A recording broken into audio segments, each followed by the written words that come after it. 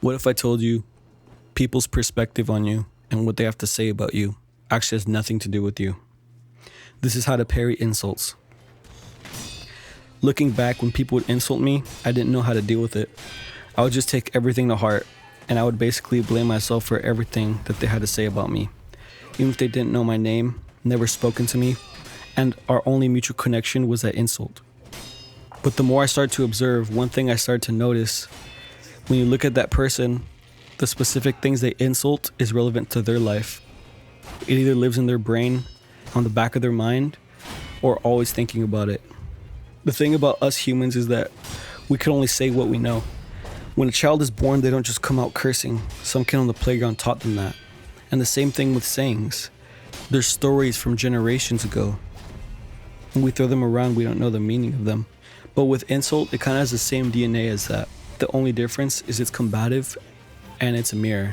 It's reflective. The way we use them tells on ourselves. When you see an elderly person or someone advanced in their life, at least in my experiences, I've seen two major types. The ones who are extremely jubilant and happy, and then there's ones who are kind of miserable, always moping about being younger, and they have external eyes instead of inward.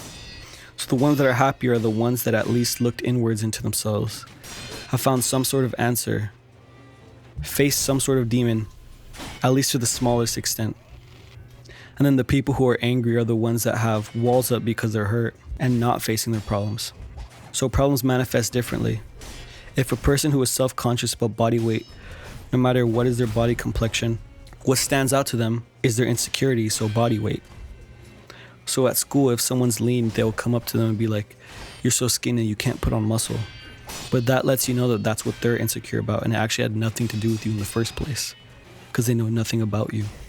Even though they talk like they know you, even though they have a million words to say but haven't spoken to you, or even if they do know anything about you. It takes more than a full lifetime to fully learn who you are, completely to know yourself 100%. It takes more than a full lifetime because we are constantly changing. So the more you learn about yourself, the more problems that you get right with yourself, the more traumas you face, that makes you more of a solidified person when hardships come your way. And when it's time for you to be tested, you're as solid as a rock because you looked at your problems. I'm not perfect either. I'm only learning as I'm going. However, I did come up with this one way of approaching this. It's these words that I came up with to remind myself, and that is, what you think of me is a reflection of who you are. What you think of me is a reflection of who you are.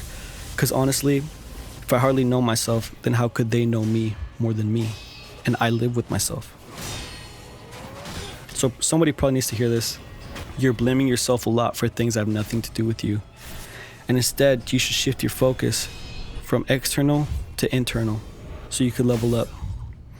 Realize everyone has a free will. We could say whatever we want. So parry those insults by realizing they were never aimed at you in the first place.